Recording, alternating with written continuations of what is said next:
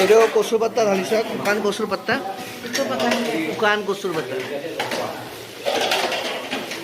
এইটো শুকান কচুৰ পাত্তা ঢালিছ ধুনীয়াকৈ। খাবলৈ বিৰাট টেষ্টি হয় শুকান কচুৰ পাত্তা। মই খাইছোঁ আগতেও আৰু খুব বঢ়িয়া হয় শুকান কচুৰ পাত্তা খাবলৈ, গতিকে এইটো ঢালি আছোঁ।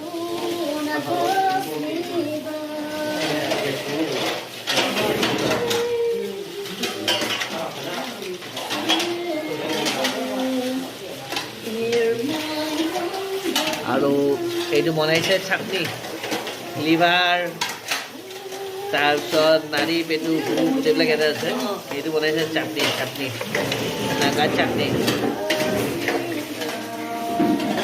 মিক্স কৰিছে এটা লগালগ ধুনীয়া কৰি মিক্স কৰিছে।